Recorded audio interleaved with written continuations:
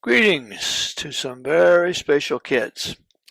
And I know you are special because you want to learn more and more about the Bible, the most important book in the whole world. After today's Bible story, please see if you can answer the following question, which you will hear in the story. What was the name of the river in Egypt that turned into blood when Aaron stretched out Moses' rod over the river? I'll ask the question once again at the end of the story. Okay, are you ready? The story of the 10 plagues of Egypt, part 1. And plague number 1, blood.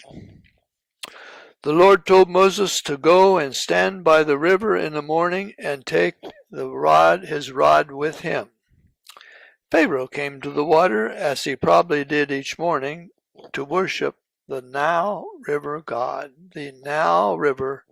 God. Moses reminded him that the God of the Hebrews had sent him to tell Pharaoh to let his people go into the wilderness to serve him, and he had not listened. Moses then said, "Thus saith the Lord, in this shalt thou know that I am the Lord. Behold, I will smite with the rod that is in mine hand upon the waters which are in the rivers, and they shall be turned into blood." I believe Moses was telling Pharaoh that a higher authority than the false river god was going to judge the waters of Egypt. He also told him that the fish in the water would die, the river would stink, and the people would not be able to drink water that came from the river. Do you think everything happened just as Moses said? Yes, it did. And it was because he obeyed God and said exactly what God told him to say.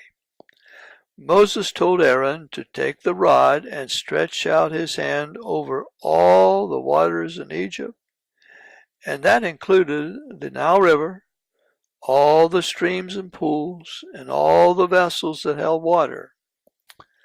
They did this as Pharaoh was watching, and all the water in Egypt turned into blood. The fish in the river died, and the river stank.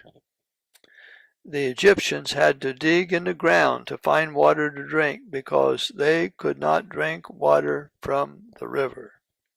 The plague lasted 7 days before the water cleared up again, but Pharaoh still would not let the people go. Tomorrow, I plan to read about plague number 2, but before saying goodbye, do you remember the name of the river that turned into blood? You are right. It was the Nile River. Goodbye for today, and please allow me to say hello tomorrow.